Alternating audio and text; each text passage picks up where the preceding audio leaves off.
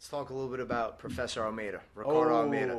So I've noticed now, man, like especially in my position as a leader within my own school, I've never taken it lightly, and I'll say this, man, it's a tough thing to do. Yes. It's hard. Yes, It's a big deal. Yes, It's something that you don't. It's like raising a child.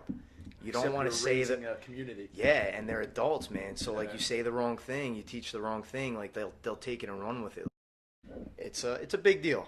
So I have even more respect for Professor Almeida now. Not that I didn't. I've always held, on my MySpace account. I haven't looked at it in like 9 years, but under heroes, I put Ricardo Almeida. He's human, of course. Yeah. But man, like I'm really holding him in even higher regard now that I'm in this kind of position. Absolutely. So tell me a little bit about the influence he's had on you.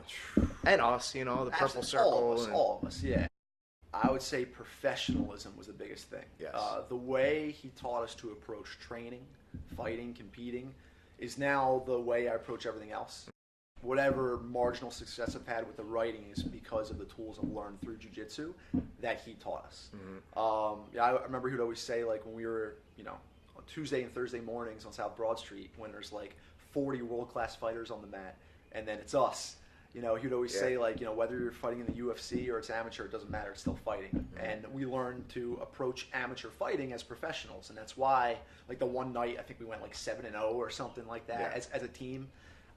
That's been a big thing, the professionalism. The thing even beyond jiu-jitsu that I admire most about him, or one of them, is his willingness to do things that aren't fun, but that need to be done. So, I mean, he's making a big movement with a lot of the online stuff, and that's where the world is going. He undoubtedly hates that. I have no doubts, and I refuse to do it, maybe because I'm a lesser person.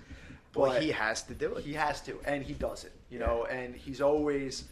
I can't think of how many Friday and Saturday nights that he spent cornering or coaching one of us when I'm sure you want to do something else.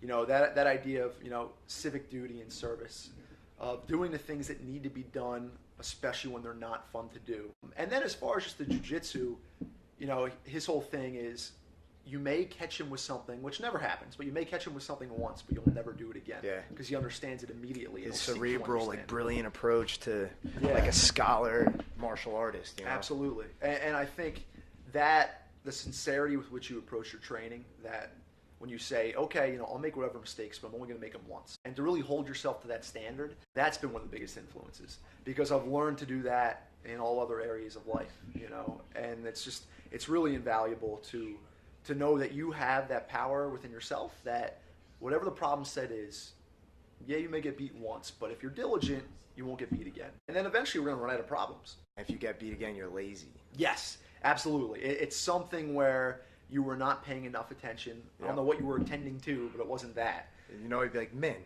Yes. Like, my man, that's what are you doing? Worst, when he has to tell you something more than once. I remember one time I had a student who just was not doing what I wanted him to do.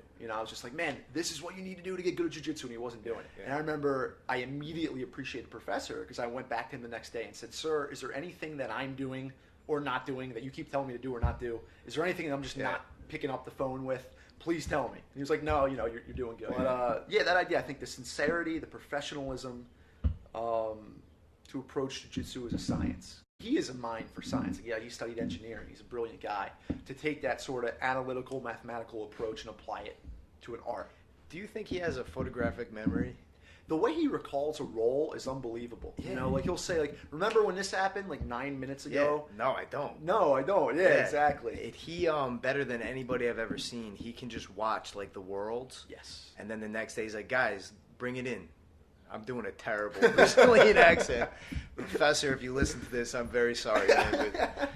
But and he could just break down exactly what he saw.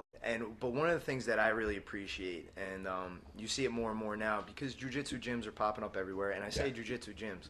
Professor had all, and I don't know if this is from, he was influenced in his Pride days fighting in Japan. I know he's big on, like, the Japanese novels, which I love. He's always gifted to me, like Musashi. Shogun. Shogun, all those. He was, real big on that. But, dude, the mats were always sacred. Yeah. The academy was always sacred. Training was always sacred. Yep. Like, it always was serious. It always carried a weight.